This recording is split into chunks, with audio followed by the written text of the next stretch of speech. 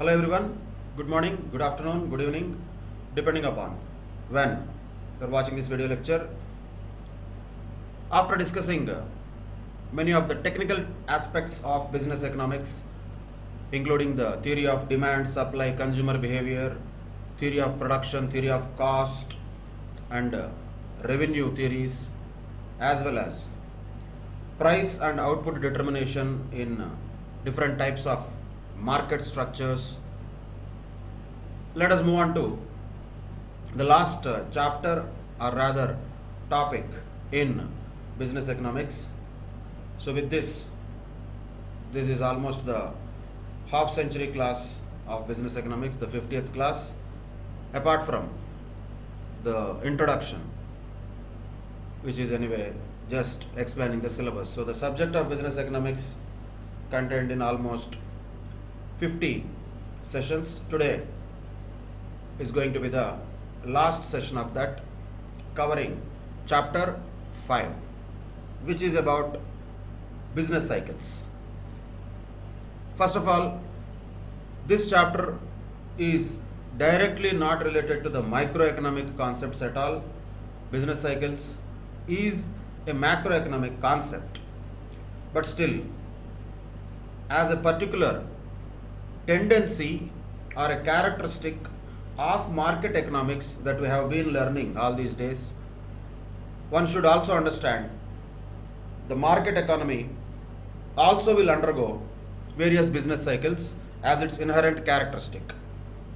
So this chapter will tell us what is the meaning of those business cycles. You can call them as economic cycles also, no problem. Business cycles is what is popularly called as. So what is the meaning of business cycles, and what are different phases within the business cycles, and what are the features or characteristics of business cycle, and why these are caused, what are the causes generally behind these business cycles, and most importantly, because the subject we are looking at is business economics, how understanding of business cycles is relevant for business decision making. These are the aspects which we are supposed to learn in this particular chapter or topic called as business cycles. That's what is given here: meaning, phases, features, causes, and what is its relevance in the business decision making. That is the overview of this chapter. But being a chapter of generic in nature, a lot of things can be studied and understood in a self-explanatory manner.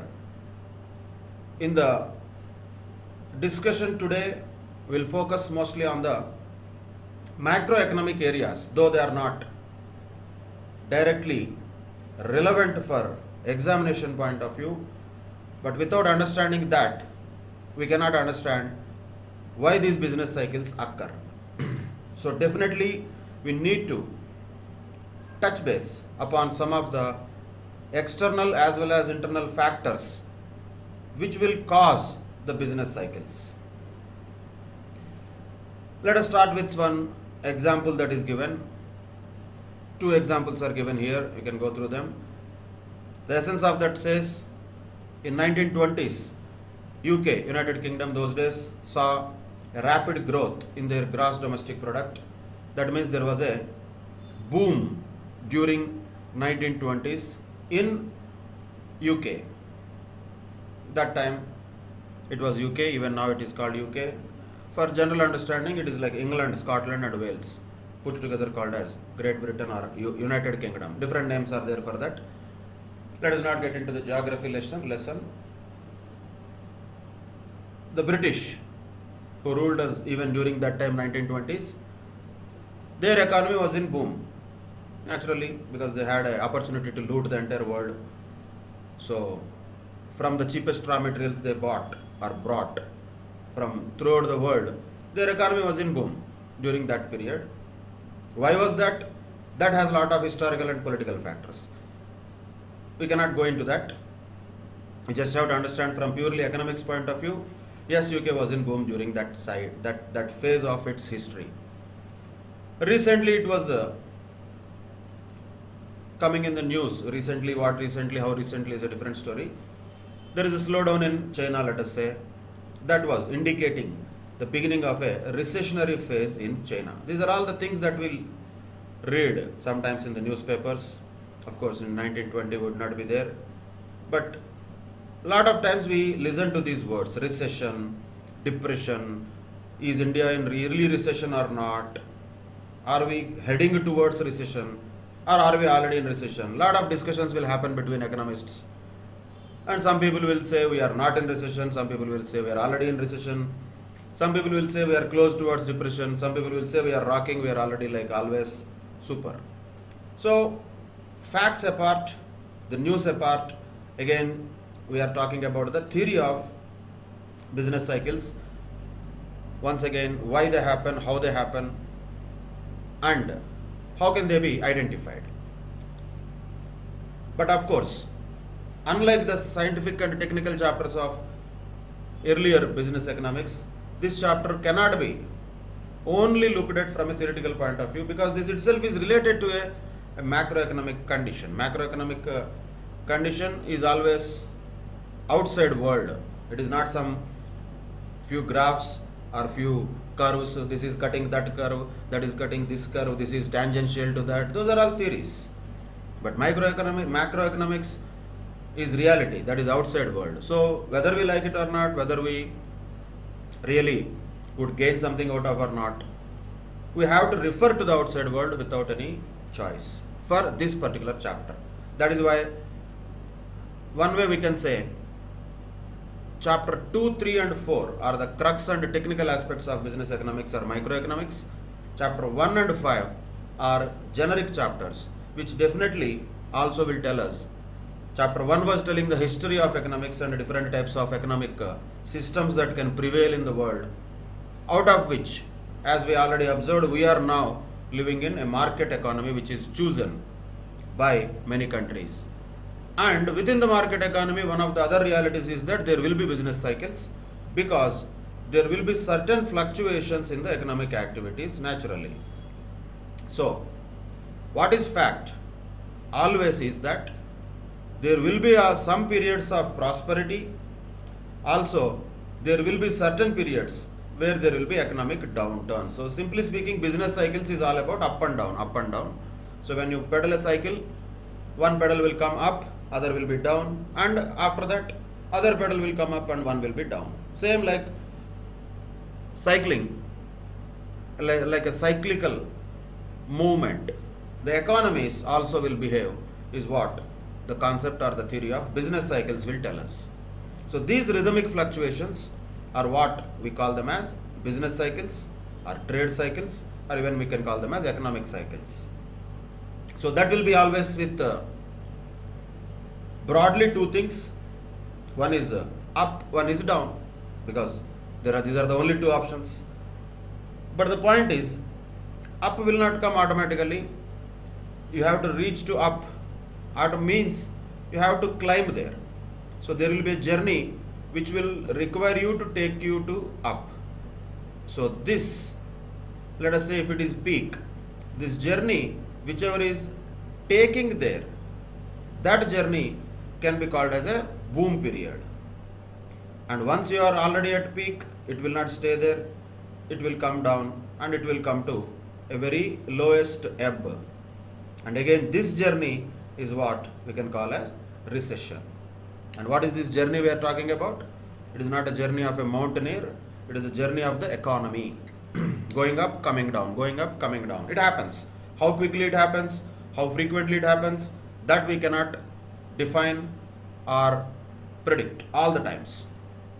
Of course, there can be certain indicators using which we can have some bit of estimation of that, but still, nobody can 100% accurately predict what is going to happen, particularly when it comes to economy.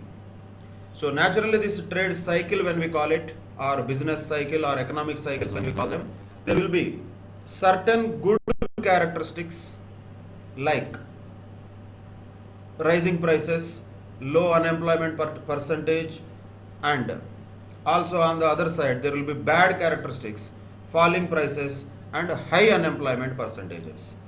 And once again, these are all very paradoxical. Naturally, if I say good characteristics include rising prices and low unemployment percentage, half of that you will agree. Low unemployment percentage is very good, fantastic, people are all employed. But why, how come rising prices be good? Rising prices is dangerous, no? Rising prices means high inflation. High inflation means people are not having sufficient purchasing power. So it is not good. Now how can we call it good? Answer is question mark. No answer for it. Why? Because what is rising, what is low, what is high, what is falling, these are all very, very dynamic terms.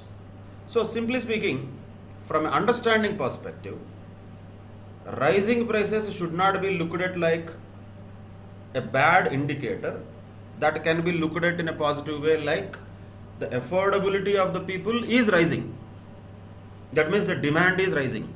Accordingly, the prices are also rising. Like that, if you look at it, that looks like a good indicator. The same thing if you look at it the other side, it looks like a bad indicator. Rising prices means inflation. That means people's purchasing power is actually less, becoming lesser and lesser. So the point once again here is macroeconomics is naturally quite complex, more dynamic, more paradoxical, and always there will be counter argument for it. Every moment, no two macroeconomists in the world will agree with each other. So there is no point in we coming to one type of conclusion by looking at these things. Once again, we have to restrict ourselves to understanding the phenomena of business cycles, not beyond that. Beyond that, there is an ocean of macroeconomics, ocean of knowledge related to various aspects that govern an economy and will direct a country either towards prosperity or towards poverty. That is all about how the economy is managed. Once again, that is a very vast and dynamic, complex subject. So, for understanding purposes, whatever is given, most of them, though we don't like it, let us accept them. That is the only option we have. So, to that extent, let us restrict it to the chapter that is there and the questions which are asked as far as syllabus is concerned. But when it comes to just understanding what is economy and all, we can have huge lectures on them separately. So much of discussion can be definitely made on that. But that is all not part of the syllabus of learning CA Foundation Business Economics. So let us for some time keep that apart.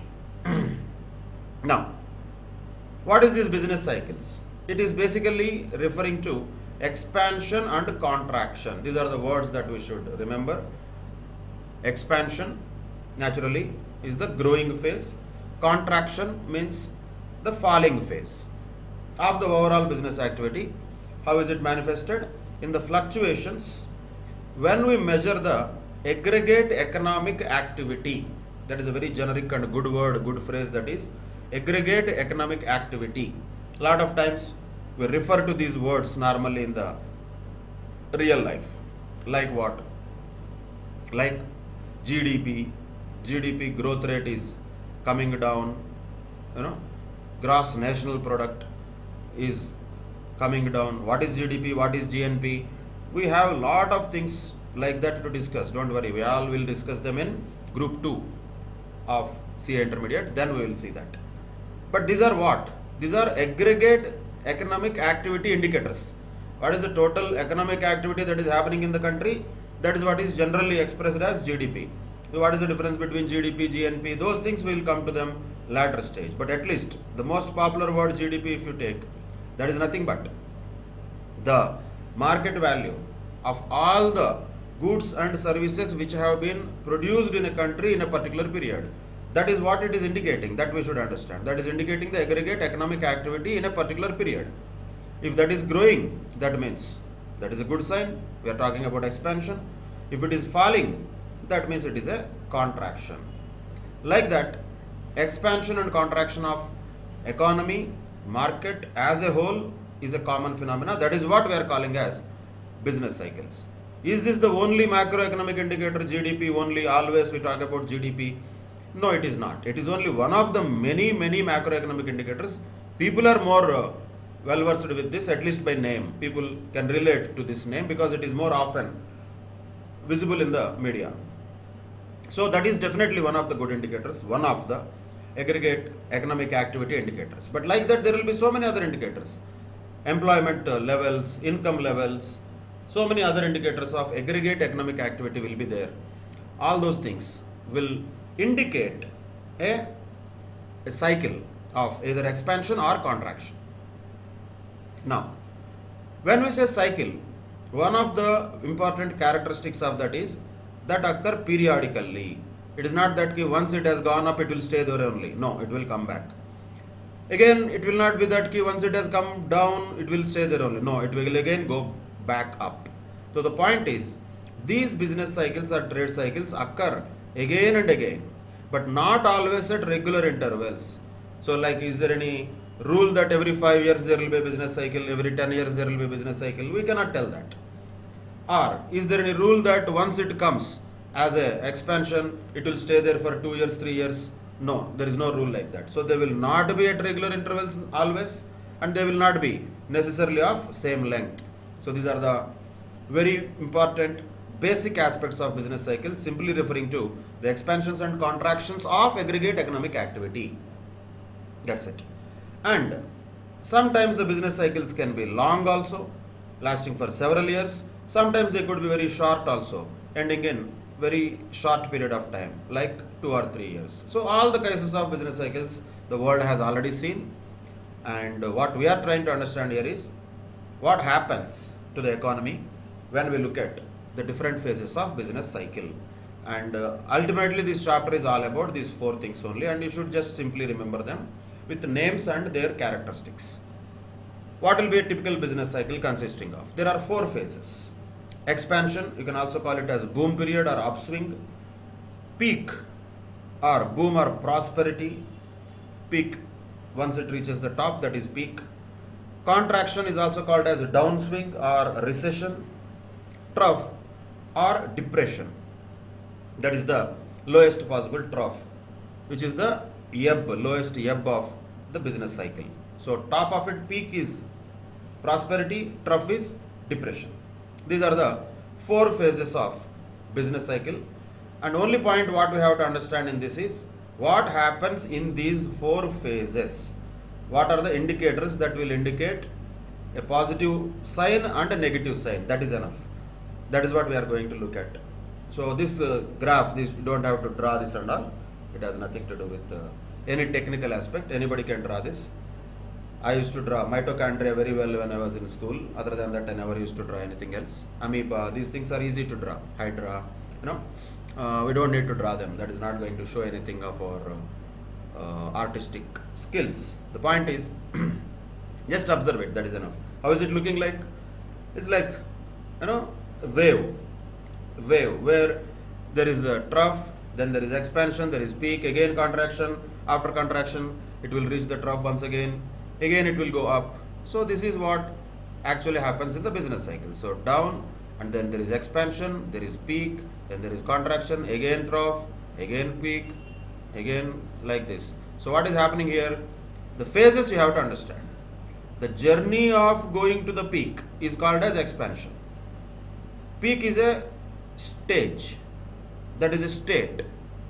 Of course, will it be like that one day economy will reach there and after that it will come back? No, we cannot actually tell that.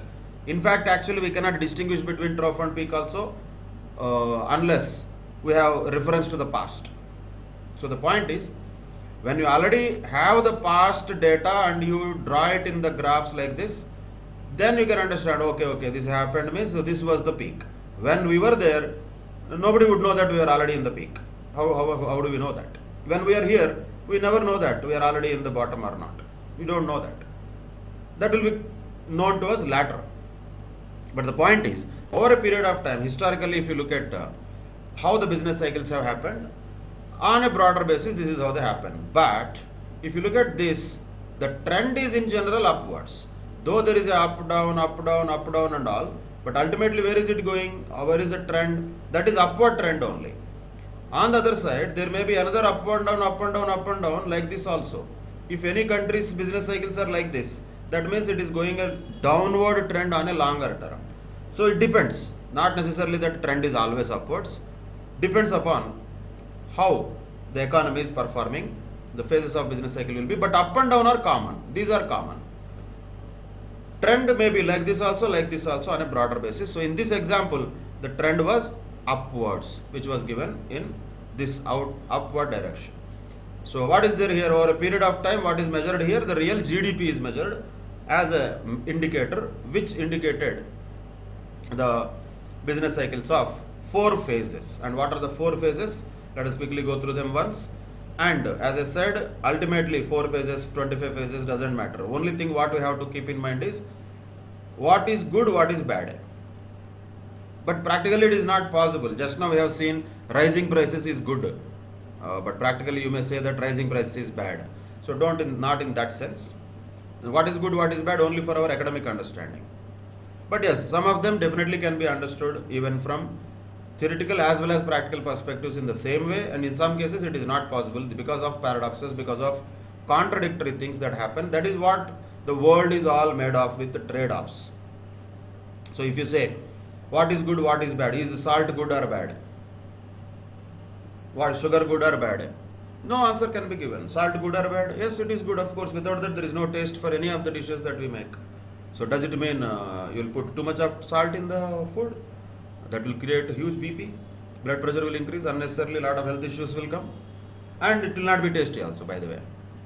On the other side, sugar is good or bad? Of course it adds to sweetness to whatever we eat, but is too much of that, again, is not good for health.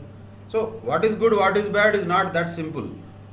To whatever extent it is balanced, that is good. That is in reality.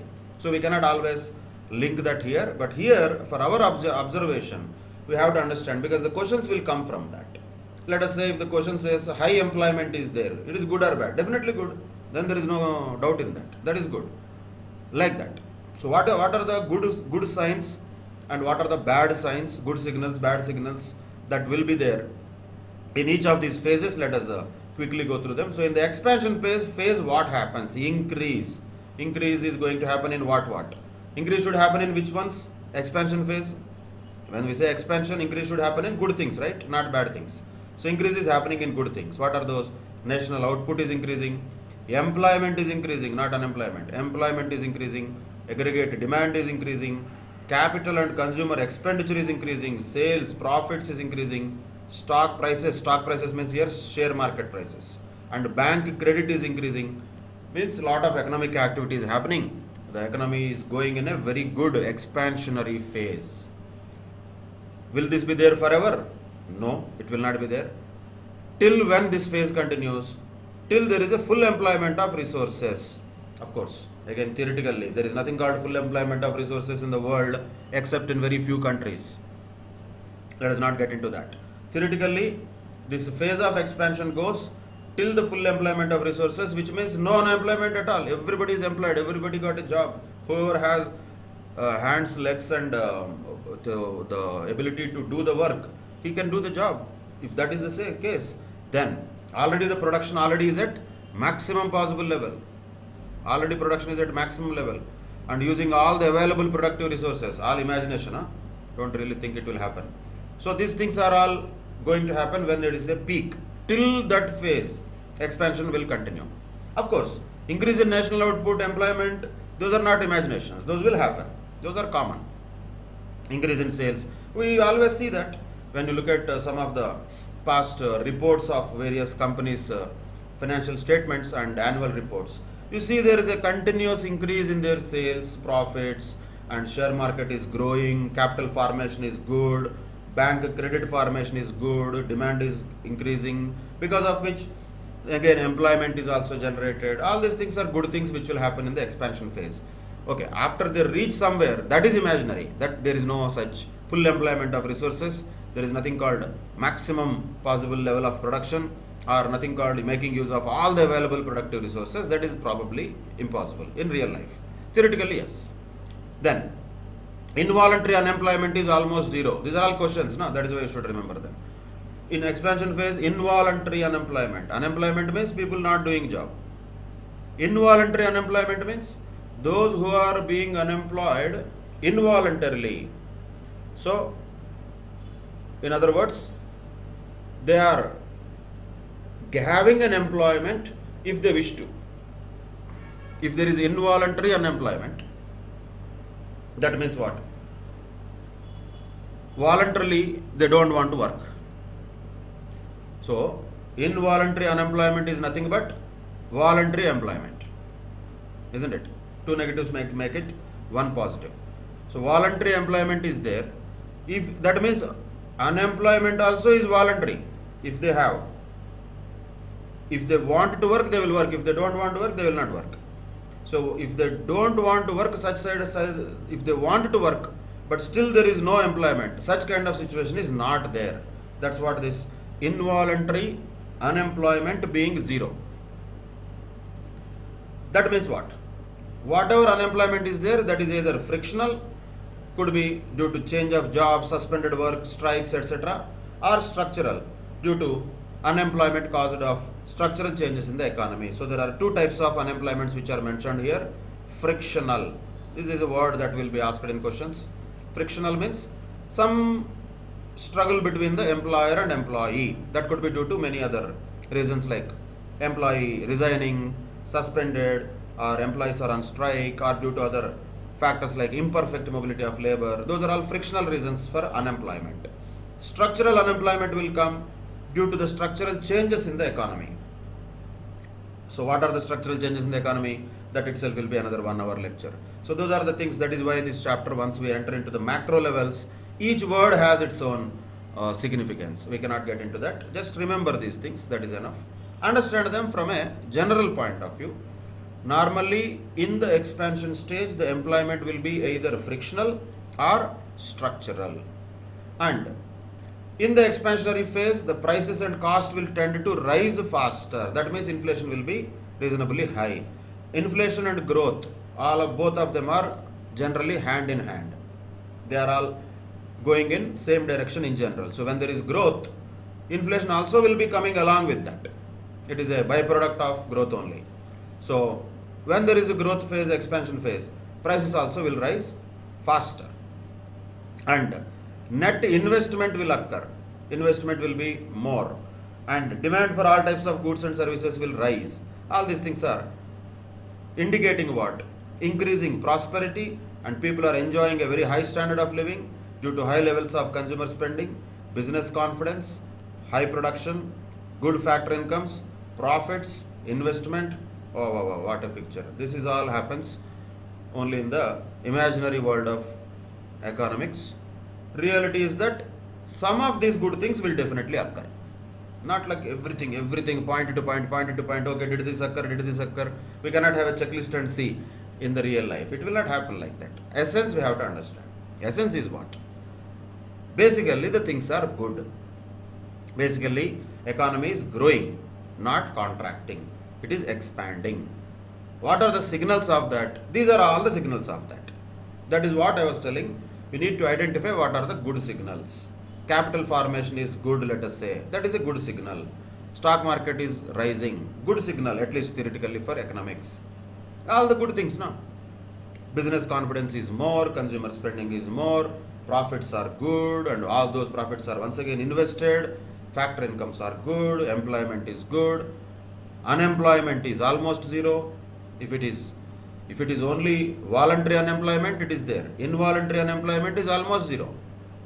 If somebody wants to voluntarily get unemployed, nobody can help them. Expansion, contraction, even whatever the peakest possible economy also cannot help. Somebody wanted to be voluntarily unemployed.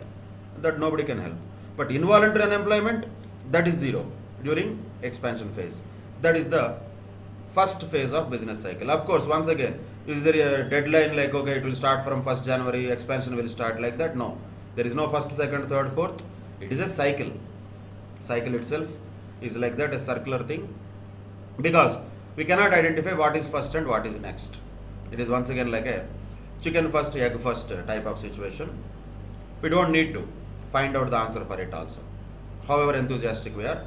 There is nothing called first phase, second phase. There are 4 phases. One of the phases is expansion phase. And expansion phase, once it finishes, after the result of the expansion phase, Peak is not some separate journey. Peak is actually you can say the bus stand. After a journey through expansion, peak is the place where the journey stops for some time. It will be there for some time. It will take rest for some time. So that is why we call that as the top or the highest point of the business cycle. So what happens here? In the latter stages of expansion, inputs are difficult to find because they are all short of their demand, and therefore input prices increase. Output prices also rise rapidly, leading to the increased cost of living and greater strain on fixed income earners. So naturally, these are all practical things that will happen on the latter stages of expansion. If the expansion keeps on continuing, then when will you reach peak? Peak itself means you are reversing something what is already happening. Already expansion started showing its side effects. What are those? Inflation, basically. Once again, inflation was good there. The same inflation keeps on continuing. Prices are increasing, input prices are increasing, output prices are increasing, inputs are not available much. Then naturally what happens? The cost of living will also increase, and it will have a big stress on the fixed income earners like salaried employees. Then naturally what the consumers will do? They will review their consumption expenditure on discretionary spending like housing, durable goods, etc. That is discretionary spending. There is no need definitely to spend. Sometimes it may be spent, sometimes it may not be spent. So consumers will review their expenditure. So naturally what happens? Slowly the demand stagnates. So this is the end of expansion phase, we can say. This occurs when the economic growth has already reached a point where it will stabilize for a short period of time, and naturally where it will move next. After going to the peak, the next is only coming down only. So then it will start moving in the reverse direction. Do we know that we are already at the peak? We cannot know that. Nobody can experience that. But expansion phase can be felt in reality also when things are all happening well in the economy. For students particularly, you can easily understand. Of course, nowadays most of the recruitments and all are happening through online platforms, but even now some of the newspapers have their own opportunities pages where we'll see some of the jobs that are announced in the newspapers. One of the indicators, just for practical purposes, fun purposes, whether the economy is going in expansion phase or a contraction phase, is to see how many pages of jobs advertisements are there. I have seen some of my peak stages of observation, even 5 to 6 pages full of job advertisements used to be there at one point in time, somewhere around say 2005, like that, 5-6, that period, 2005-2006. Too many advertisements. So that itself means what? Economy is growing. That will be very easily visible to the students and young people naturally, because more employment will be there, more income will be there, the jobs will be giving better opportunities, and the economy is not in good phase. Naturally all the things will go bad direction. So the point is, expansion phase can be felt in reality, but not necessarily each and every point will be felt, but most of them in essence can be definitely felt. Yes, there is a prosperity generally that can be seen or felt in the outside world. Once it reaches the peak, the reason itself is that the time has come for the expansion to reverse. Already the tipping point has come. Then naturally it will come down. And that coming down phase once again is called as contraction phase. There is nothing special about contraction. Just reverse the expansion phase, that is contraction. What happens in contraction? Same. All the opposite things will happen. Fall in the levels of investment and employment. Fall, not growth. Fall in the levels of investment and employment. And the consequence of continuing anticipation about higher levels of demand, the producers will keep their existing levels of investments and production, because they don't know, nobody knows that. Somebody will not knock your door and tell, knock knock, you got contraction stage, you have to cut down your production. Nobody knows that. They continue to produce the same thing. But because of that, what happens? There will be a mismatch, big mismatch between demand and supply. Naturally the supply will be more and demand will be less. So simple indication of contraction phase is too much of supply, no demand. Maybe if you can recall 2019 automobile industry in India, that shows a very good indicator for the contraction phase of automobile sector particularly. Of course, automobiles is always one of the good indicators for the economy as a whole also, because automobile is always a discretionary expenditure. If somebody wants to buy a car, then they will buy. There is no compulsion on that. Food and all is not a discretionary expenditure. Car, housing, those are discretionary expenses. Branded clothing, these are discretionary expenses. So when automobile industry is downwards, that is an indicator. Not that already it is completely gone and it is going to die, something like that. But it is definitely an indicator that the country or the economy has entered into a contraction stage. Of course, there are hundreds of other indicators like that. Again, as I said, we cannot enter into that vast discussion of macroeconomic philosophy. Simply we have to keep our discussion to these four phases of business cycle. Expansion, all good things happen. After the good things are all peaked out, then peak stage will be there for a very short period. Then naturally the reverse journey will start, that is contraction. In the contraction, supply will be more than demand, and because the suppliers already know that, they already have lot of stock, because they already had excessive investment over production. So what they will do, they will hold back future investment plans. So what they will do also, cancel and stop the orders for equipments. So naturally all types of labor inputs including labor will be used less and less. It's again a cycle, it's all linked to each other. See, when there is demand, then the people or the producers will be happy to supply them. When there is no demand, what the producers will do? They have to shut down their factories or scale down their factories. They have to reduce their production. When they reduce their level of activity, naturally lot of people have to lose their jobs. Okay, so different story. Right now what we are looking at is particularly related to the accident of economy or accident of the entire world called coronavirus. Even then, now we can very clearly observe how many jobs are being lost. So many of them, lakhs of them, crores of them. There was a recent report that only due to COVID, there is a possible loss of 10 crore jobs in India, according to, I think, Economic Times or Business Standard, one of the papers I have read. 10 crore jobs might be lost. Not like they are lost already, that much risk is there. Then what happens? All these people who lost jobs, they lost jobs is not something like fun. They lost jobs means they lost incomes. They lost incomes means they don't buy. They don't buy means there is no demand. There is no demand means the people, suppliers and producers will further and further reduce their level of activity. It is a vicious circle. That will be a chain reaction. So many bad things will happen. When good things happen also, in a good way it will be chain reaction. When bad things happen also, in bad way it will be chain reaction, and ultimately it will keep the market, bring the market down and down and down further. So everybody in this situation will cancel their orders, curtail their orders, and that is when there will be a turning point. Once it is down, that is the beginning of recession. So what happens here? Decrease in output. You can just generally go through them. All of them are very simple. Decrease in output, decrease in input demand pulls the input prices down. Income of wages and interest earners will gradually decline. That also results in decreased demand.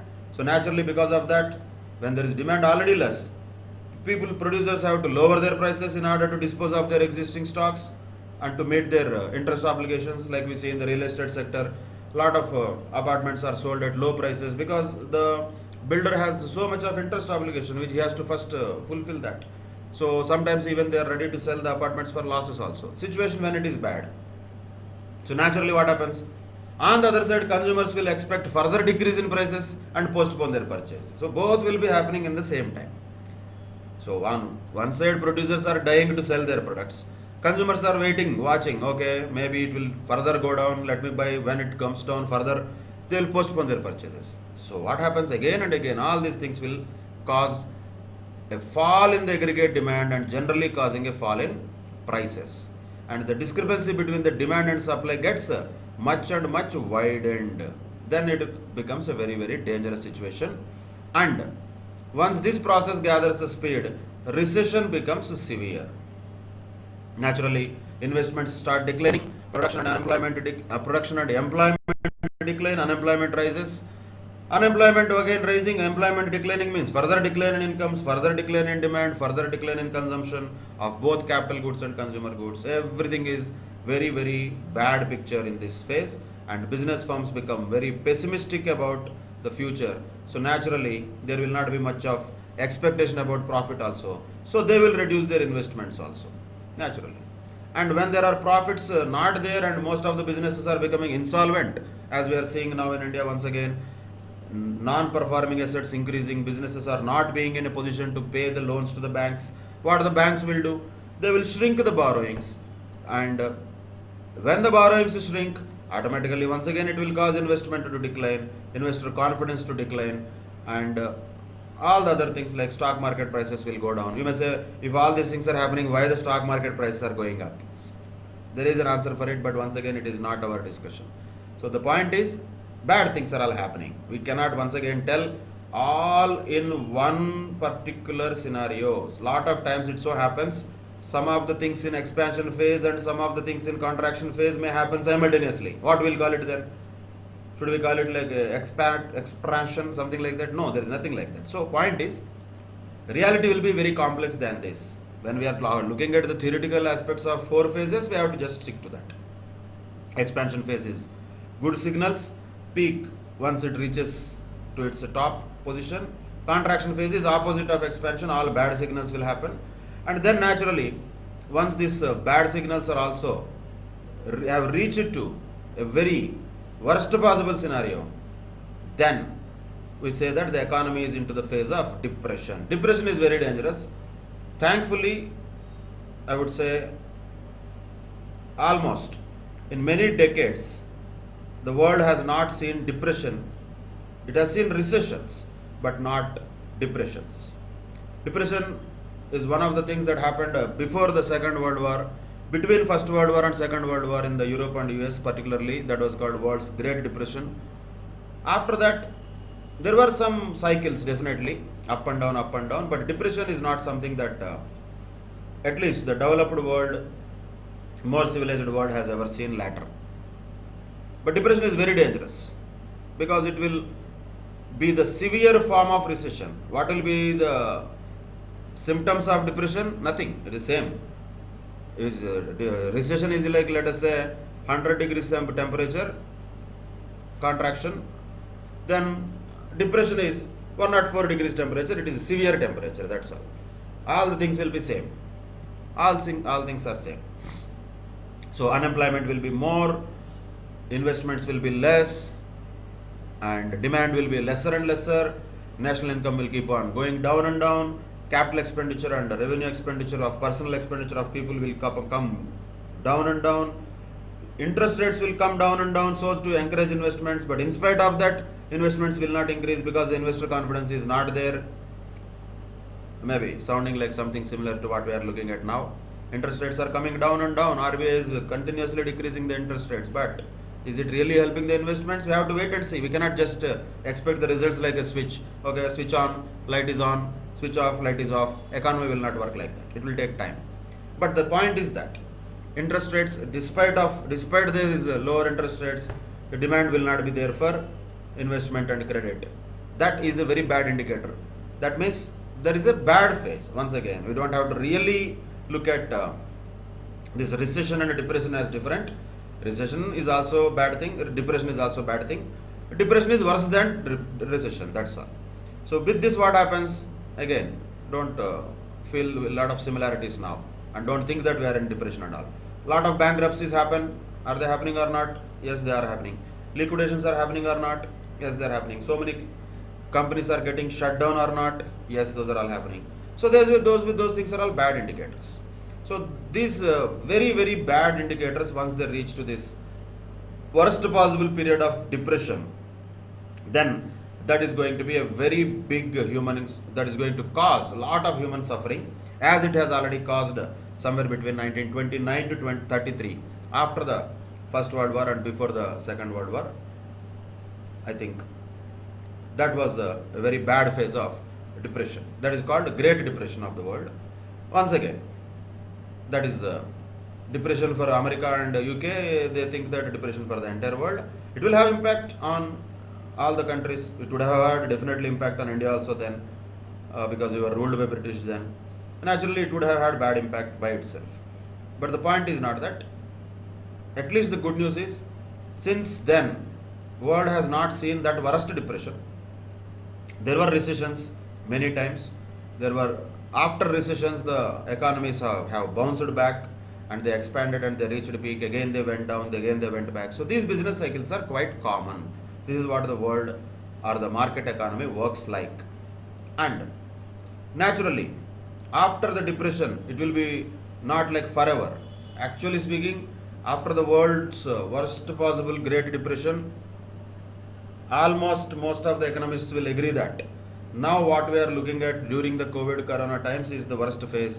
Though it is not because of economy, it is because of a medical reason. The impact on the economy is more or less the same, and it is probably the worst situation ever the world has faced after the Great Depression, maybe around 100 years back, almost 90 years back. After that, this is the worst possible phase. But will this phase only be there, worst only for many years or months to come? No, not necessarily. That will not continue to contract endlessly. There will be time when it reaches the lowest level already, then naturally it starts recovering. So that is called as a recovery phase. So, because of the trough already having lot of time in this worst possible phase, there will be end of pessimism and beginning of optimism after some time. This is something like, once again, day and light. Day and night. End of day slowly brings in the dark.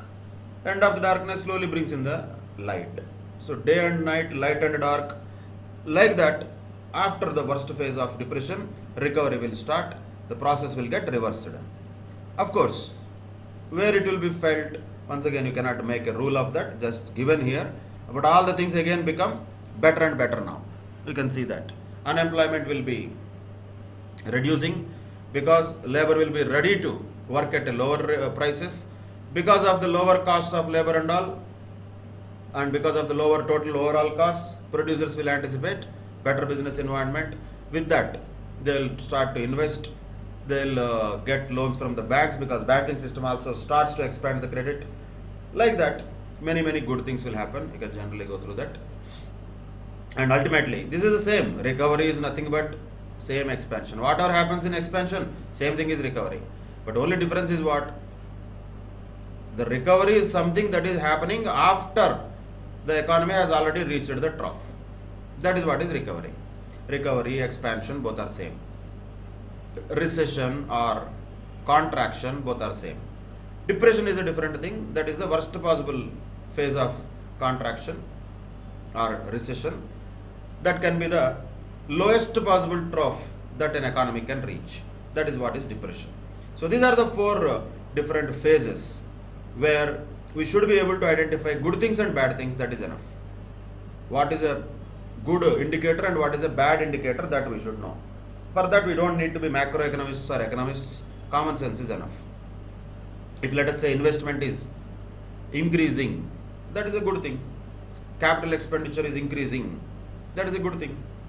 Unemployment is decreasing, that is a good thing. Demand is increasing, that is a good thing. Like that, many of the factors that can be just understood.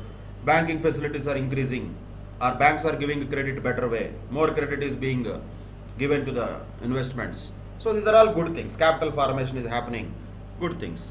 Bad things like what? Bankruptcies are happening, liquidations are happening, investment is reducing, capital formation is declining, demand is declining, incomes are declining, unemployment is increasing. Like this, these are all bad things. Only one point, again, I would like to just draw your attention is whether it is good or bad. One thing we cannot say, that is inflation. Like salt, it's good or bad, you cannot say.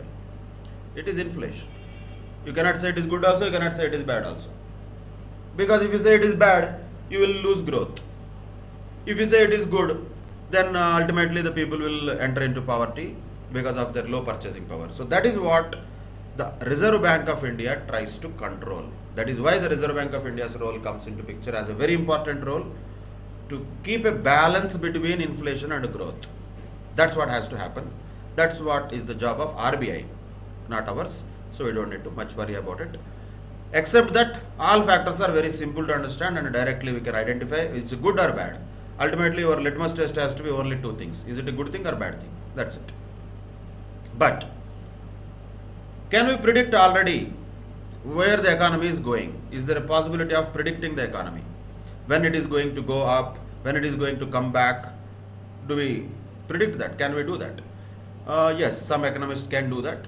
But again, not necessarily all the economists will be always correct. But how do they predict? They do not predict with their intuition. There are some indicators that they will take as measures of prediction. So this is a very important technical point. The word and concept is important. Questions will be there on that. There are two types of indicators. One is a leading indicator. Other one is a lagging indicator. So let us understand them very clearly. What is a leading indicator? That indicator which changes before the economy starts to follow a particular pattern or a trend.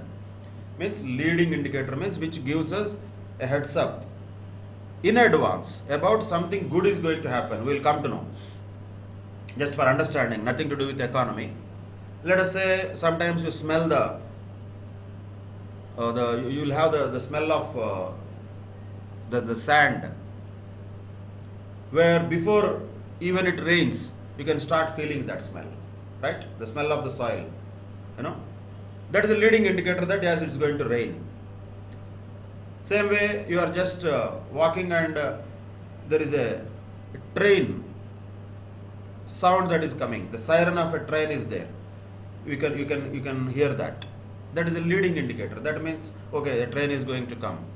It is going to pass me now, somewhere in the near future. So the point of leading indicator is where we will come to know about something before even that thing happens. But what we are talking about were normal real life examples. Economic leading indicators are different, but concept is same.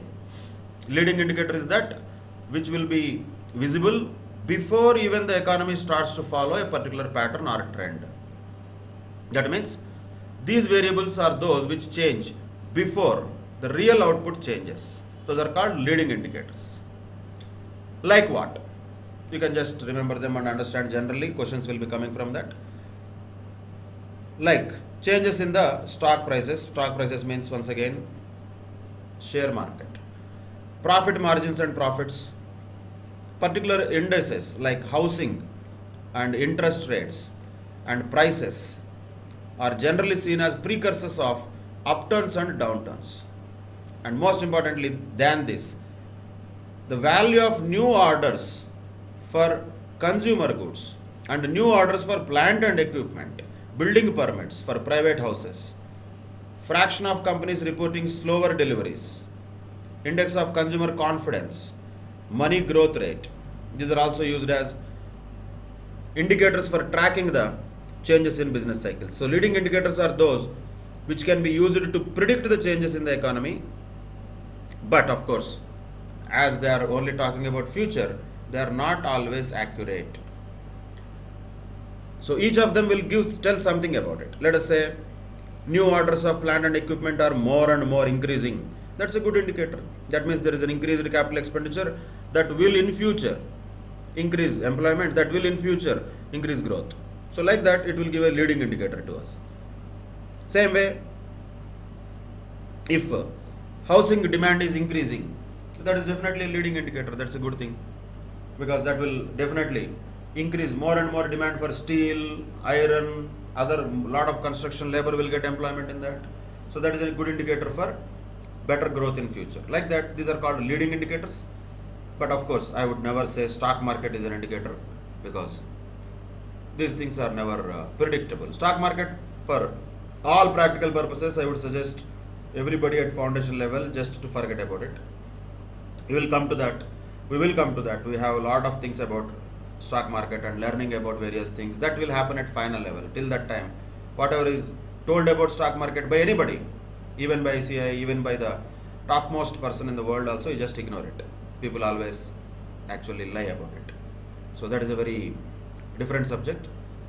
But what our job here is, other than stock market, the leading indicators are those which will give a signal before something is going to happen. That is leading indicator. Lagging indicators are what? Naturally, which will reflect the economy's historical performance, and they are observable only after an economic trend has already occurred. So we don't know that it has happened. After it has occurred, then we will come to know. Those are lagging indicators. For example, say lagging indicators can be related to a particular decision, like say demonetization. Before demonetization, nobody can have any leading indicator because nobody knows that it is going to happen. But after demonetization, what are the economic impacts of that?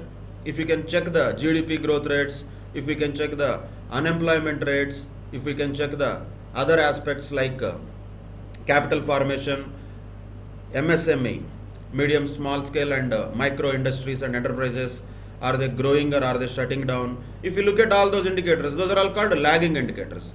But will they change the decision now? Can we go back to time machine and change that decision? No, we cannot tell that.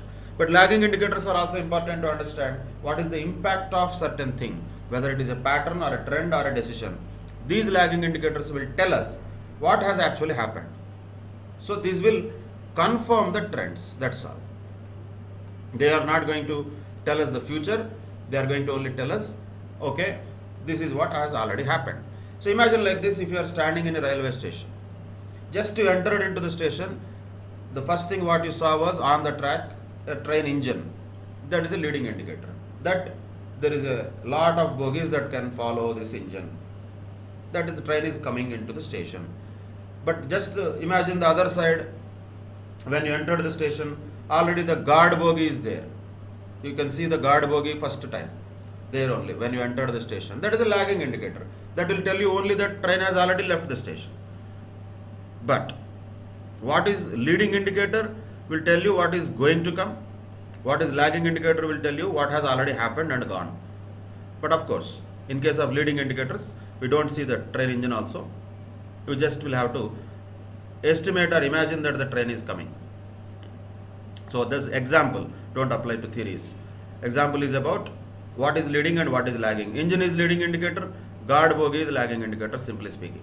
So what are the lagging indicators? We can see them now also. Unemployment, corporate profits, labor cost per unit of output, interest rates, consumer price index, which can be also called inflation rate, and commercial lending activity. Lending activity is more or less. All these things are lagging indicators. These are the two types of indicators. One will tell that the train is going to come or some phase is about to come.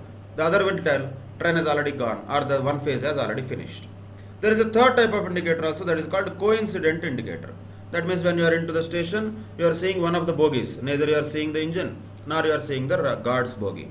That means it is a coincidental indicator, which means concurrent indicator, which is occurring simultaneously with the business cycles. So mostly we can see coincidental indicators. Lot of common people can see coincidental indicators only. Leading indicators will be only possibly predicted by top economists, some of the very well-known scientists in the field of economics.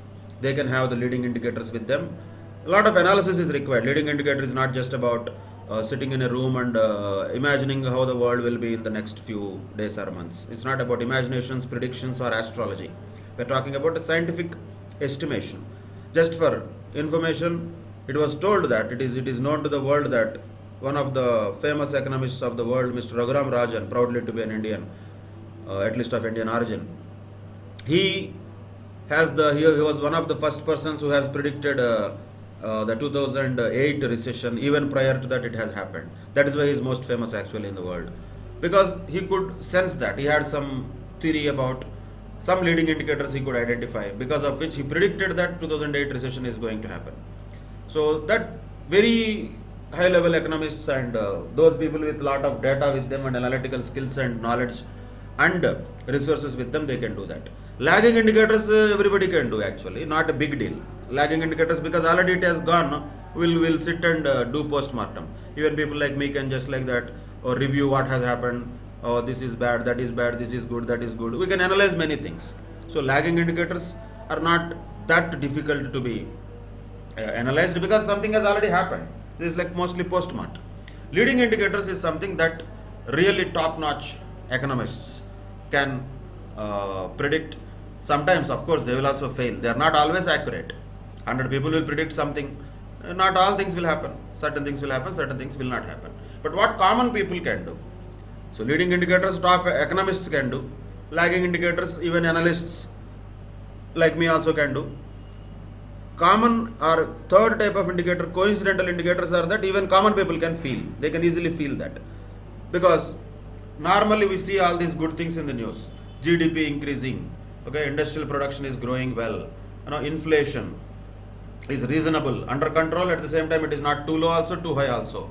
Incomes are all increasing, sales are increasing, all the malls are full, financial markets are all, stock markets booming, they are all doing well or bad, both. So these are all coincidental indicators which we see daily in the newspapers. Simply speaking, coincidental indicators are those which we see in the newspapers as news. Those are coincidental indicators. Incomes are increasing or decreasing, sales are going up or going down, stock markets going up or going down. Okay, forget about stock markets, even other things like GDP going up or going down. These are all the things which are coincidental indicators. Then lagging indicators are different, leading indicators are different, coincidental indicators are different. But why? What they are indicating ultimately? They are indicating something might happen or something has already happened. One of them they are indicating. Or coincidental indicators will tell something is happening already now as we are talking here. Like this. These are the very core technical aspects of business cycles in a nutshell.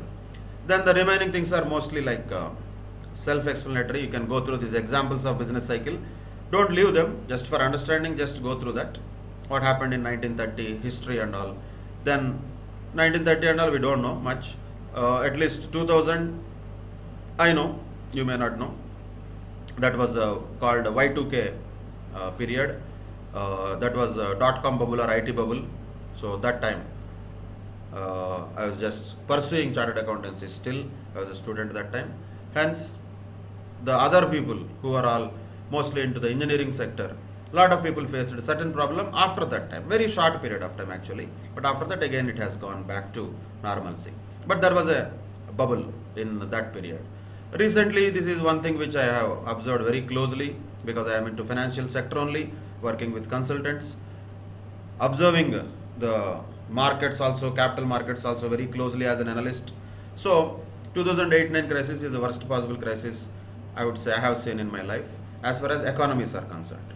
But once again, there are so many other efforts that lot of countries have taken, including America, with which almost it also got finished very soon because of various reasons. So these are all various types of situations where the world has entered into worst possible phases.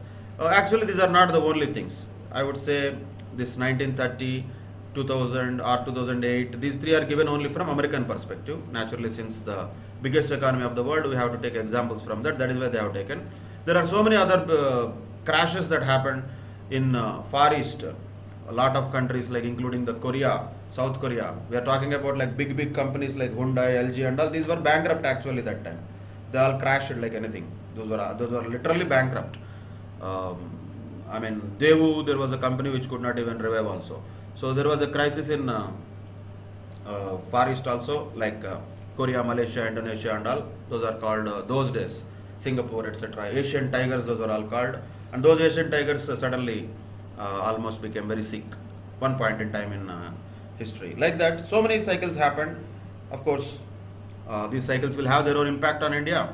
Once again, that is a very different discussion. How vulnerable we are to those cycles of the world and how safe we are from them, that is altogether a different thing. We are not here for a particular geographical understanding. We are talking about a concept of business cycle in the economic theory, wherein 4 phases might be there and there might be some indicators which can tell that this phase might come, or some indicators might tell that this phase is already finished, or some indicators might tell we are already in this phase. So leading indicators, lagging indicators, concurrent indicators or coincidental indicators are the 3 types of indicators which tell us about 4 phases of expansion, peak, contraction and trough. That is the essence of entire business cycles concept. Now, remaining things are very generic things, nothing very technical or special about it. What are the features of business cycle? Will they have same regularity? No, they do not exhibit same regularity, not necessary. Duration of the business cycles also need not be same.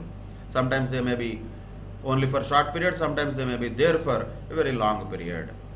And there is no smoothness or regularity. Not necessary that exactly expansion happens for this much time, and as shown in the graph, the size of the expansion and the size of the contraction will be same. It will never be like that. It is too much zigzag movements. That is what naturally it happens like. And business cycles operate and generally originate from free market economies. All the free market economies will definitely have this inherent characteristic of business cycles, and they are pervasive. That means nobody can get excluded from that.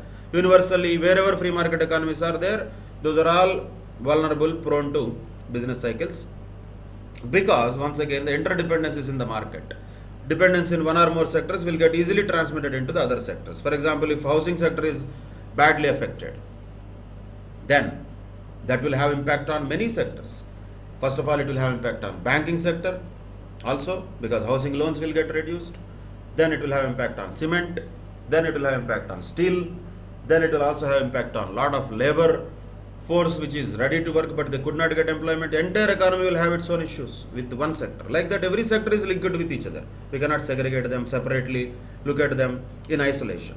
That is why the business cycles are pervasive, not only in sector to sector, country to country also, because of the globalized world, the spread of virus so quickly and easily that happened throughout the world. Same way, the business cycles also can be spread to the entire world in a reasonable quickness like that. That is one thing. But of course, all sectors are adversely affected by business cycles. Majorly which sectors are affected? Majorly these are the things: capital goods industries and durable consumer goods industry. As I said already, automobile is an example of durable consumer good, cars and bikes.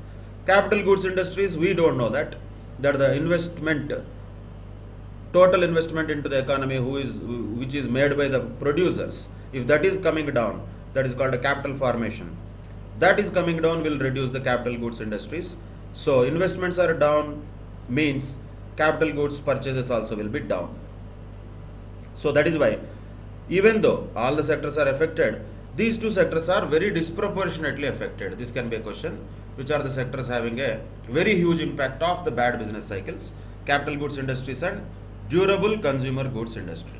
Of course, in general, compared to the agricultural sector, the industrial sector is more prone to the adverse effects of trade cycles for a different reason. Because end of the agriculture sector, whether we have a big car or not, we have to eat food. No, the basic demand for agriculture sector will never come down. Will it become zero?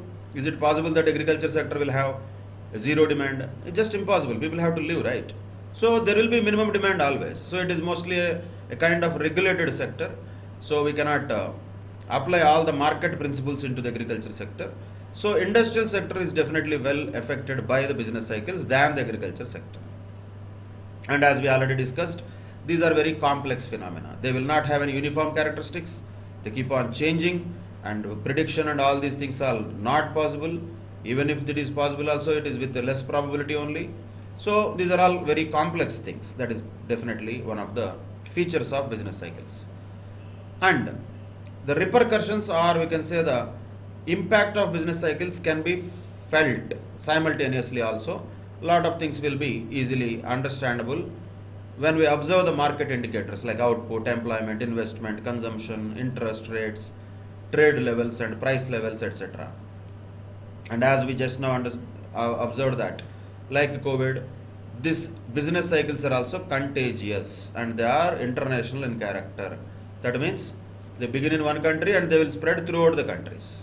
Actually, the depression of 1930s happened in USA and Great Britain only, but it has affected almost all the countries, especially the capitalist countries of the world. Once again, why capitalist countries only? That time Russia was there also as a communist country, at least that time. it was not much affected by that depression. Why that time? Why? Because already it was not into this market economy. So market economy has this feature of having business cycles, whereas in a planned economy or a command economy, there will not be a mismatch between demand and supply much.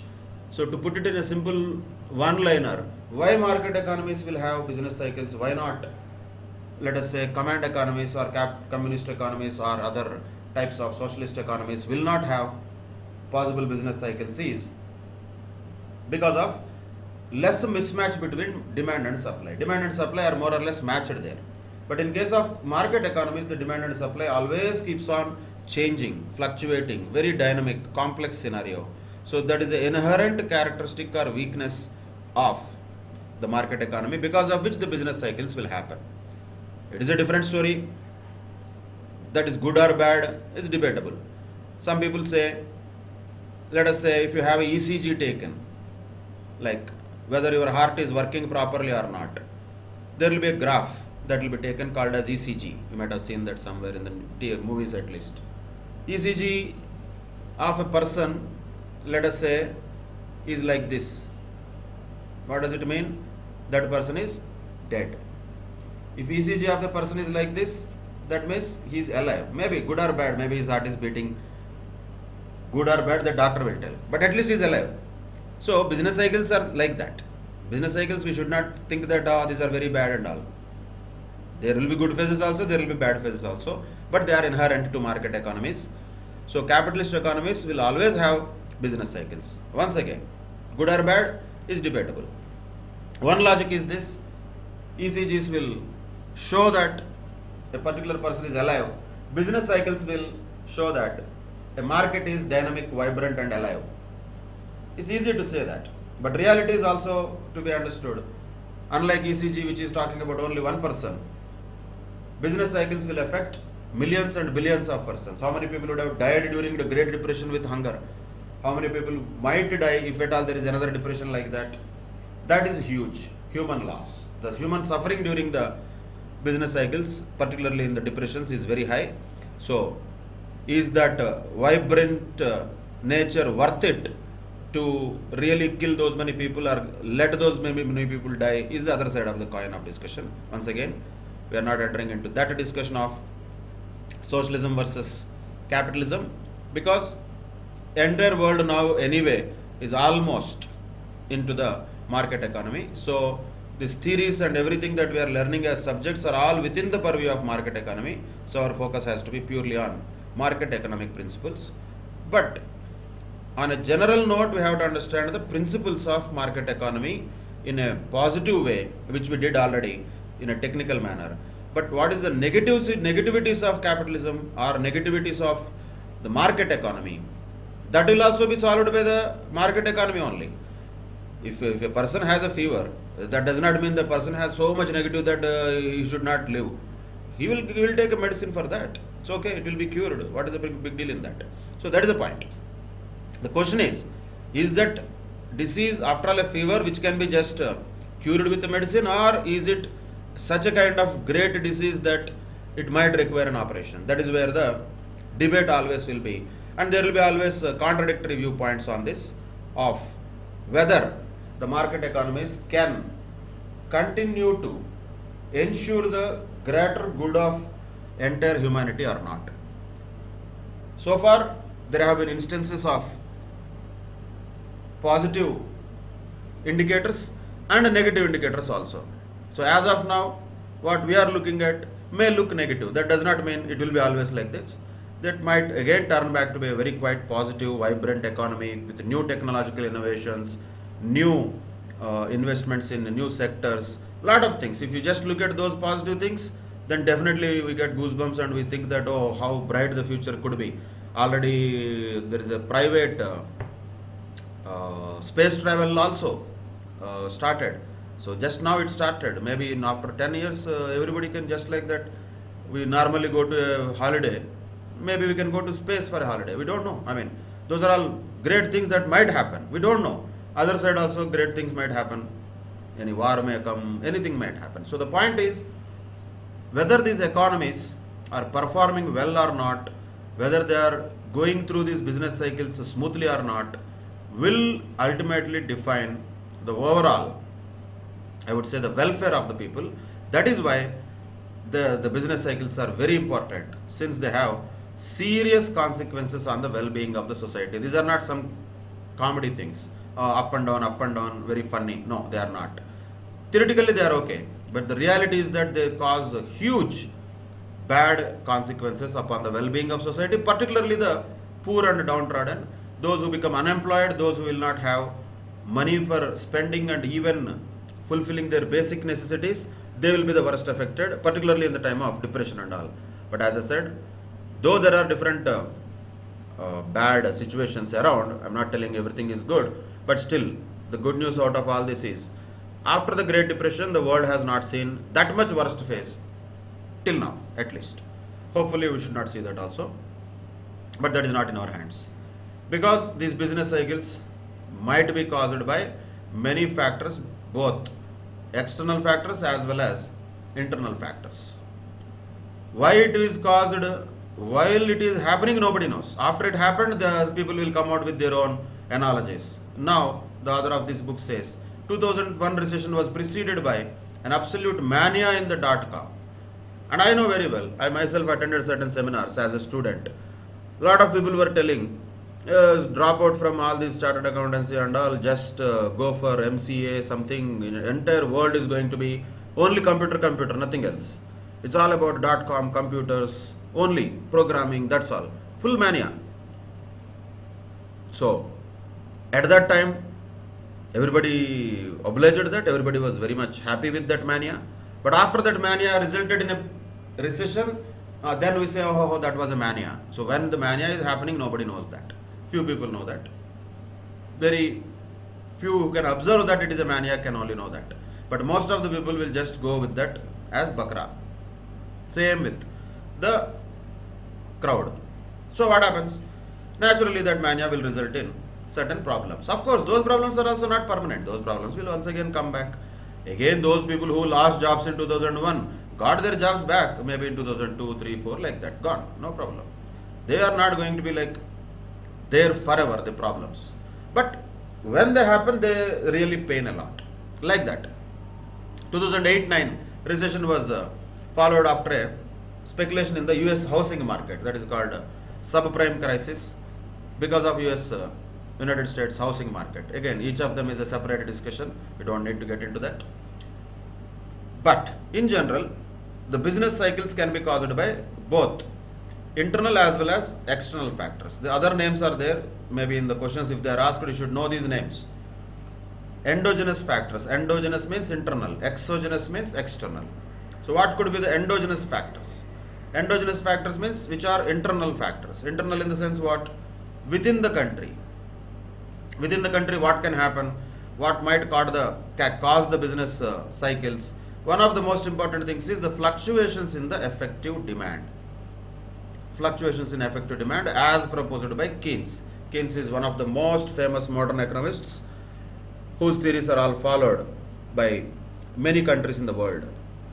We'll learn more about him in the macroeconomics later, but as far as this particular aspect is concerned, Keynes is the one who told about the fluctuations in economic demand causing business cycles. What happens normally is when there are fluctuations in the economic activities, that will definitely have a result in changes in the aggregate effective demand also. Effective demand is nothing but what we know as willingness and ability of consumers to purchase the goods. So naturally, when in the market economy, when the maximization of profits is the aim of the business, a higher level of aggregate demand will induce the businessman to produce more, and as a result, he will produce more output and more income and more employment will be generated. But after some time, when the aggregate demand outstrips the aggregate supply, demand is more than supply, naturally what happens? We know that it will cause the prices to rise, which means it will cause inflation. On the other side, if the aggregate demand is low, there will be lesser output, lesser income and lesser employment. Then Investors will sell stocks and buy safe haven investments that traditionally do not lose value, like bonds, gold, and US dollar, etc. And in this phase, where the demand is less than the supply, the companies will lay off the workers, consumers will lose their jobs. Same thing, all the downward spiral causing things will occur. Downward spiral is a bad thing. And when this happens, after some time, they will have some cash so that they will start buying again. And the revival of this can take a very long time, and during this time, that can lead to a depression or recession. This is the same thing that we are talking about. Ultimately, what is the root cause of all these business cycles as proposed by Keynes is demand. These are all linked with each other. Then, not only that, there is a difference between exports and imports, that is about net foreign demand for goods and services. That is also a component of aggregate demand in the economy. So, for example, if there is a variation in the exports and imports, that can lead to business fluctuations as well. Let us just take a recent example, which is like published also in newspapers. India, for the first time after so many years, I don't know exactly, but somewhere around 15 years, 19 years, first time we showed some trade surplus, means our exports are more than imports. It looks a fantastic news, it's a good news. Exports are more than imports is a good news, no doubt. But what happened? The imports are so less, and exports are also so less, but just more than imports. We are looking at a trade surplus, but both are reduced completely because of a reduction in the aggregate effective demand, since there is a very recessionary condition that is going on as of now, of course, majorly due to the virus and other impacts, but not necessarily completely due to that. Even before the COVID has started, since almost 1.5 to 2 years, India is already into the contraction phase. That can be very clearly seen from the GDP growth rates itself. But the point is, these exports and imports differences also will have impact on the aggregate demand, and that might cause the business cycles also. But we will understand these exports and other things at a later stage, as I said earlier, in the intermediate level. In economics for finance, we will learn about them. Same way in the fluctuations of investments. Investments are good, boom will happen. Investments are not happening, then recession will happen or downward trend will happen. New inventions are happening, that is good, that will create new investments, and that will cut the costs, that makes more profit. So investments fluctuation, demand fluctuations, or variations in the government spending also will have impact on the business cycles. Let us say government suddenly has cut down the spending, then definitely that will be reducing the overall aggregate demand, and naturally that will also create a contraction of the economy. So government spending more will expand the economy, government spending less will contract the economy. But of course, the fact of government spending as a portion of a fiscal policy, how it will be, once again we will look at in the group 2 economics for finance chapter. Here only just we need to understand at a broader level what causes could be there which result in the business cycles. Fluctuations in effective demand, fluctuations in the investment, fluctuations or variations in the government spending, macroeconomic policies. Macroeconomic policies once again can be broadly classified into 2 categories. One is fiscal policies, one is monetary policies. So macroeconomic policies particularly related to government can be called as fiscal policies. They can be once again 2 types: expansionary policies, contractionary policies. All these things we will look at them at group 2 level, but we just need to understand the names here. Like what are the policies that are macroeconomic policies? One is monetary and second one is fiscal policy. Who will decide fiscal policy? Government will decide fiscal policy. Government spending should be more or less, that will be part of the fiscal policy. Tax policy is also part of the fiscal policy. Monetary policies are different. Monetary policies are about money supply. Those will be determined by whom? In India, that is Reserve Bank of India. So what monetary policies will decide?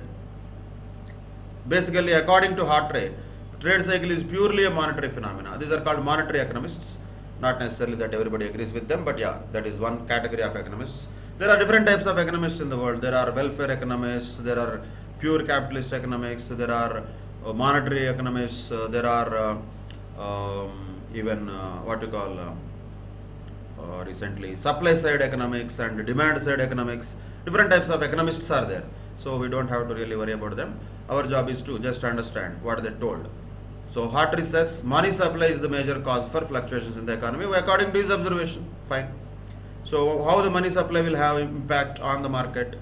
Naturally, when the capital is easily available, more money is in supply, then definitely there will be a lot of more borrowings, and that will increase the demand, that will stimulate the demand when money is in abundant supply.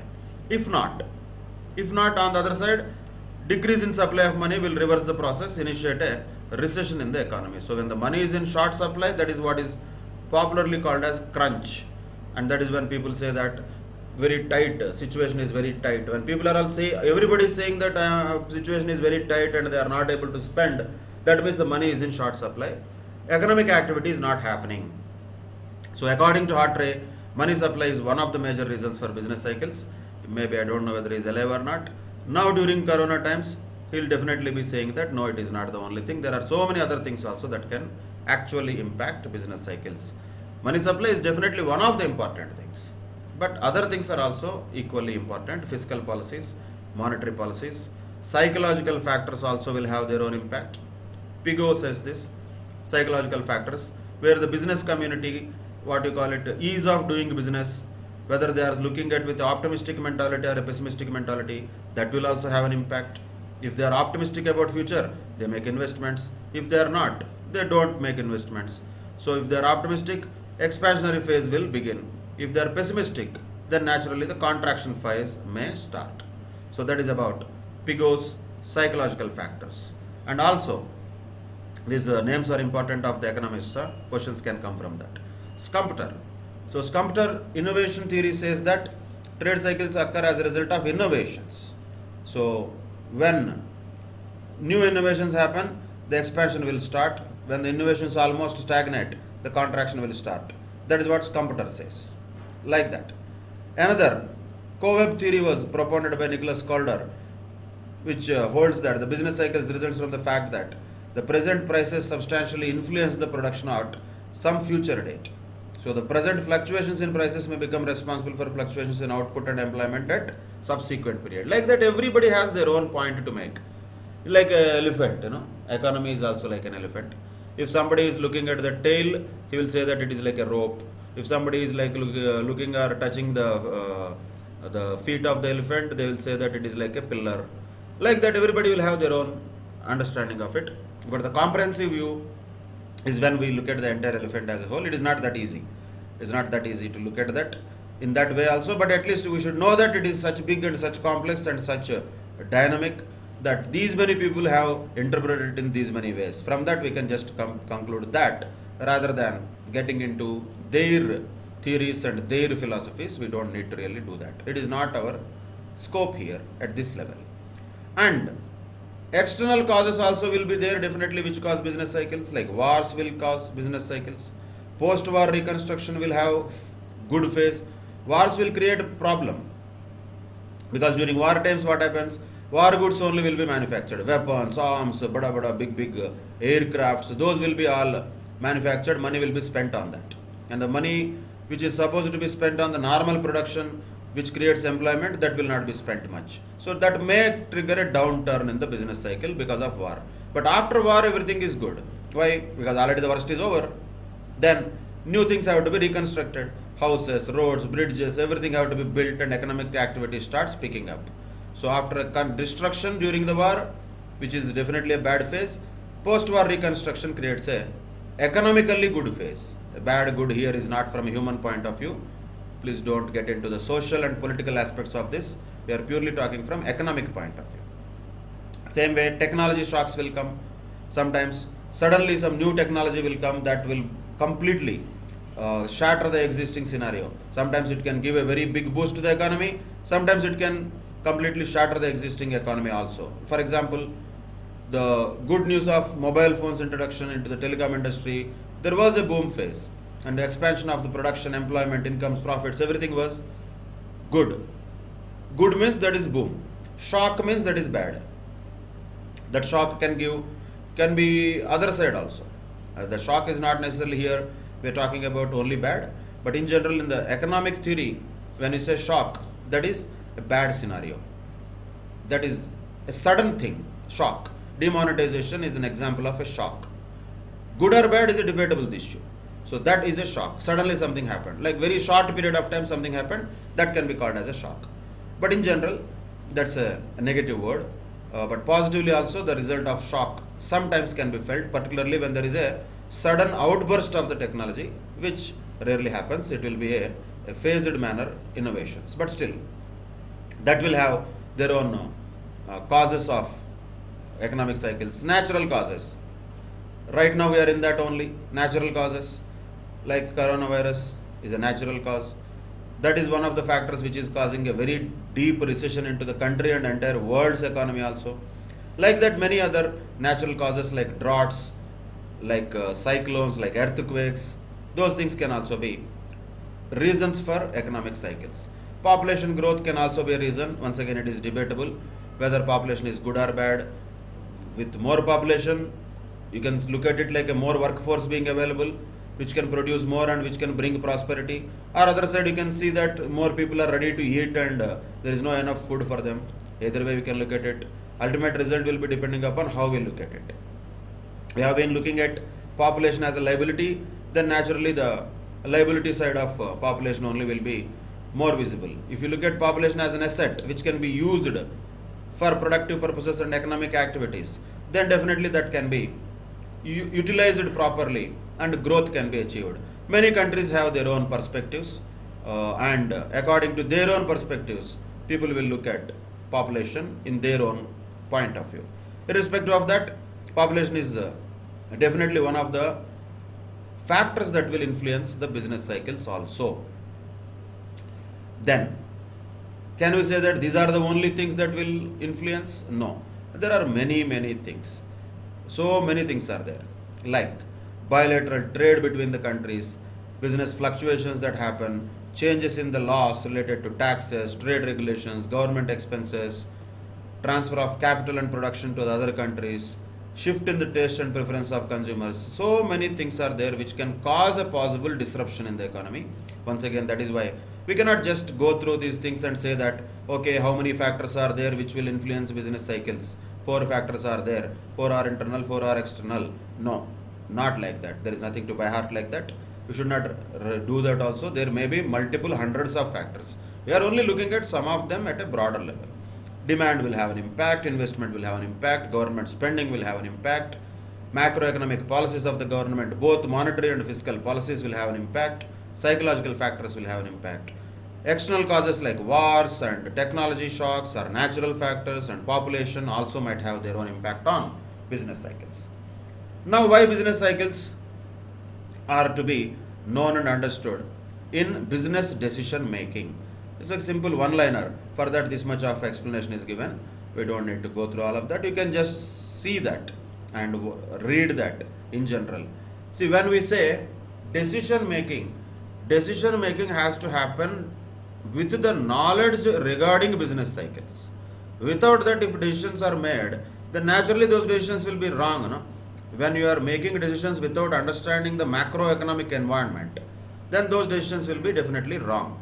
That is why always a profit maximizing firm has to consider the nature of economic environment in which it is operating while making business decisions, particularly those related to the forward planning. So when we are planning for an expansion, let us say one company wanted to invest 10,000 crores of money into one new plant to be constructed.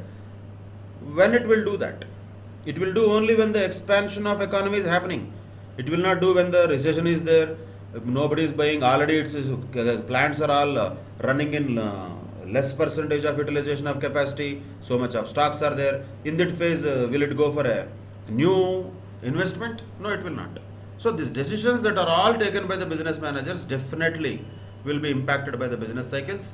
They do have a very big influence on the business decisions, and different depending upon the type of the phase through which the economy is going through, and basically the environment in which the business is operating, the decisions have to be taken according to that. So the decisions of businesses have to be taken considering the business cycles also into consideration, right? Where the businesses are closely linked with the rate of economic growth, those are called as cyclical businesses. Like what? Fashion retailers, electrical goods, house builders, restaurants, advertising, overseas tour operators, construction and infrastructure firms. You can see them exactly. We see these things only mostly in the downward trend when there is a recession. Of course, these are the only industries which will be in the super profit making motive also, in that mode also when there is a boom. So when there was a boom, how many new malls were opening every month, every year? When you just look at around, maybe say 6 years back, 8 years back, or 6 to 7 years back, if you just look around, how many new malls were coming up, how much of new highways were being built, so much of new items are coming, and technology is improving, shops are more. Like that, it's like a lot of restaurants. Like earlier, there used to be only one restaurant in a particular place. Now, if you see, there are restaurant chains throughout the country also, lot of times. Advertising expenditure has increased. So that is all boom period when you can observe that. There was a period when all these things are going up.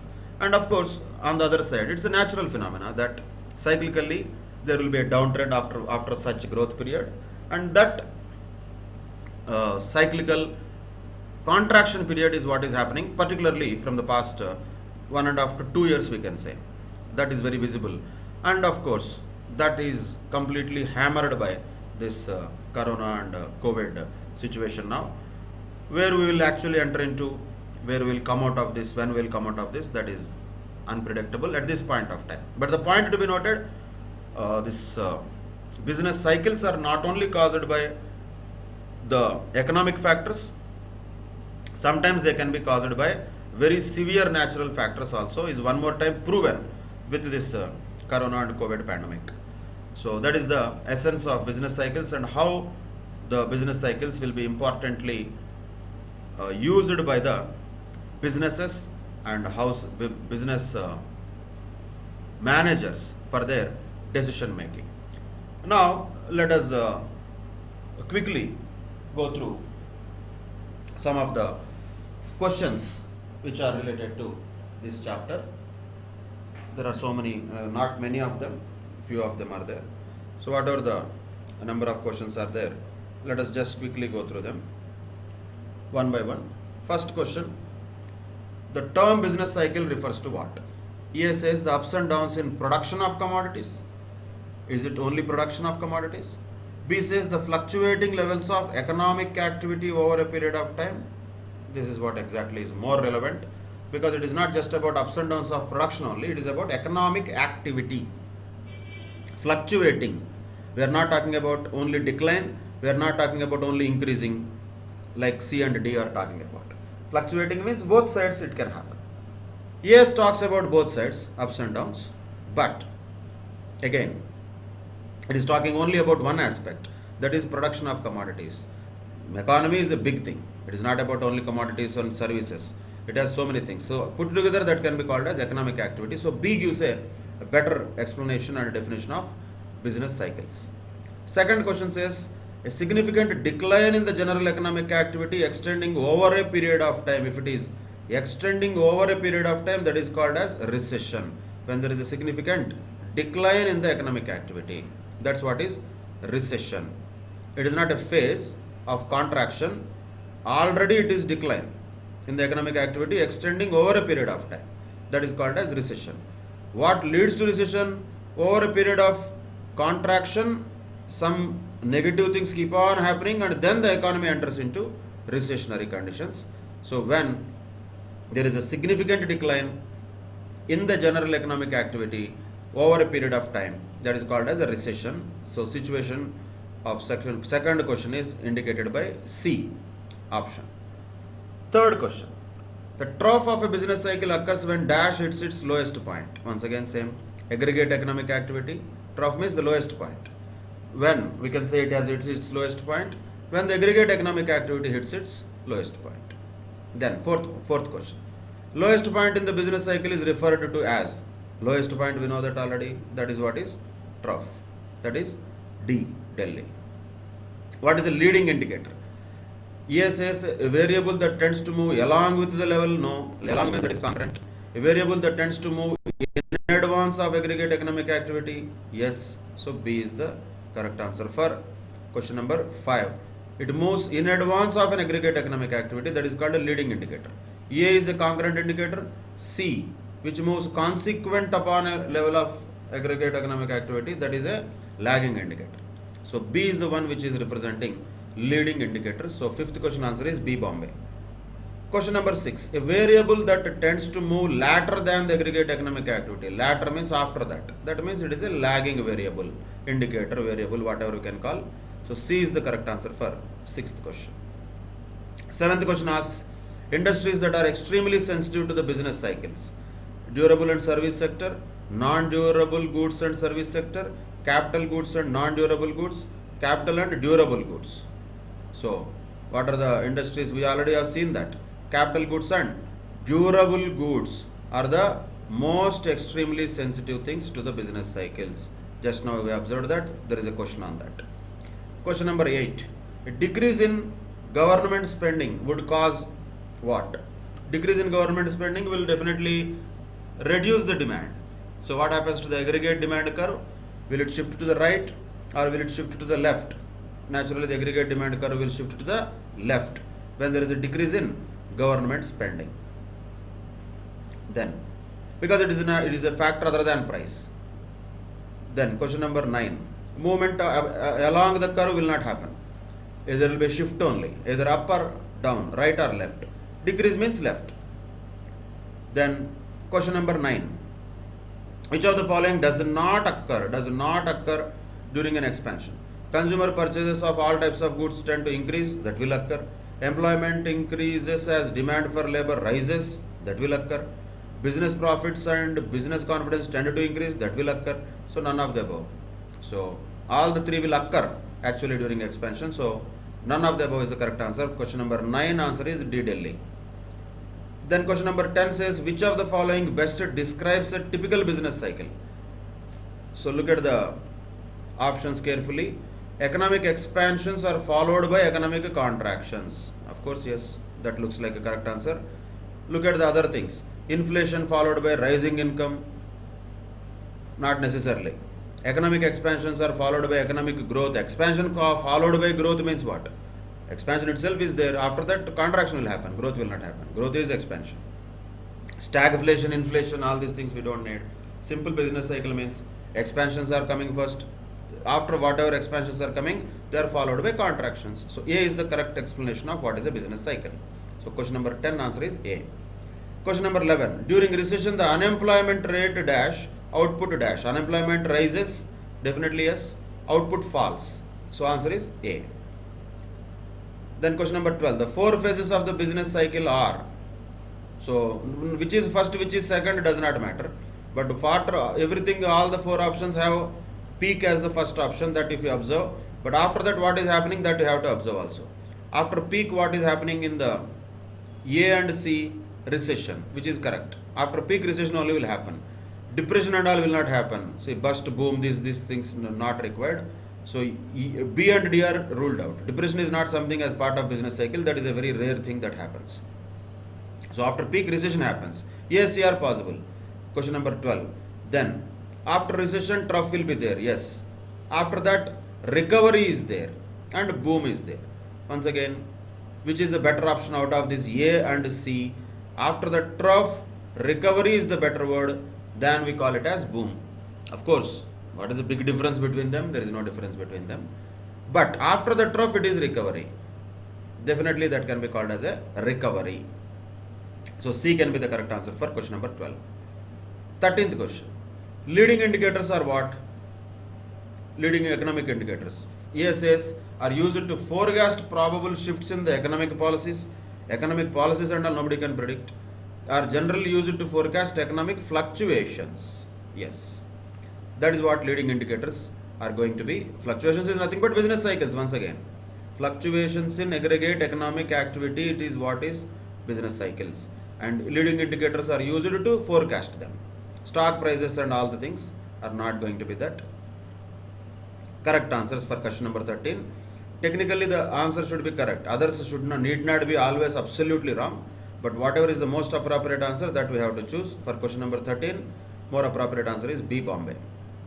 Then question number 14, when aggregate economic activity is declining, the economy is said to be in what? When it is declining, then naturally that is a contraction phase. It has already declined, stayed there for some time, that will be a trough. So during the phase of declining, naturally that is a contraction phase. 14th question answer is A. Question number 15. Peaks and troughs of business cycles are known collectively as what? What we can call them? 15th question. Turning points. At the peak, it will once again come down. At the trough, once again the economy will go up. So those are called as turning points, we can call them. Then question number 16. The most probable outcome of an increase in money supply. So once again, increase in money supply, what might happen? When the money supply is more, interest rates are definitely supposed to be falling, because interest is the price of money. When the supply is more, the price of anything will fall. Simply speaking, when money is supplied more, interest rates will fall. When interest rates fall, investment spending will rise, and naturally the aggregate demand also will rise, because the money is in abundant supply. So correct answer for question number 16 would be C. Then question number 17. Which of the following is not a characteristic of business cycle? Once again, C, because business cycles have uniform characteristics and causes, it says. No, it is not having uniform characteristics. It has completely different characteristics. All others are correct characteristics of business cycles. C is not a characteristic of business cycles. So correct answer for 17th question is C. Once again, question number 18. Economic recession shares all of the characteristics except. So what are the except things? We have to read them. Fall in the levels of investment and employment, it happens. Income of wages and interest earners gradually decline, resulting in decreased demand for goods and services, it happens. Investor confidence is adversely affected, new investment may not be coming, yes, that also might happen. Increase in the price of outputs due to the demand for inputs, no, there is no increase in demand. In a recession, demand for inputs will be less and less, not more. So there is no increase in demand for inputs. So naturally there is no increase in demand in price of inputs also. So answer is D, Delhi, because it is not a characteristic of economic recession. Then 19th question. The different phases of business cycle, A says do not have the same length and severity. Yes. B says they have 10 years. No, nothing like that. And last many years and are difficult to get over. Nobody can tell difficult, it will do like this, it will do like that. Nobody can know that. So they do not have any same length and severity. A is the correct answer for question number 19. Then question number 20. Which of the following is not an example of coincident indicator? New orders for plant and equipment. Why? Because that is a leading indicator. Now if there is a new order for plant and equipment, economic activity will be more in future. Investment in capital goods now will bring in more economic activity in future, more growth in future, not now. So new orders for plant and equipment will bring growth in future. That is a leading indicator for future growth. It is not a coincidental indicator. Other things can be coincidental indicators, not that. That is why answer for question number 20 is D, Delhi. Then according to Dash, the trade cycles occur due to innovations. Computer, that is the names that you have to just remember. And Hartree says trade cycles happen because of only money supply. Keynes says it is all because of demand. Smith has no particular contribution in this chapter. So these names you have to remember. Questions can be asked from that. Not only the questions of 21 questions given here, but other things in this chapter you have to go through them very clearly. Particularly here, whatever is given in the summary, those things you just remember. These are the bits that will come. Actually, the summary is the best way of looking at what theoretical questions can be asked in the examination as far as this particular chapter is concerned. This is to be studied very, very thoroughly because all the things are given. Almost in the essence of all the things are already given. So Keynes, what he said, that is given. Say for example, Hartree, what he said, Pigot, what he said, Schumpeter, what he said. These are all questions. Any of them can be asked as questions from this chapter. 4 business cycles, yes.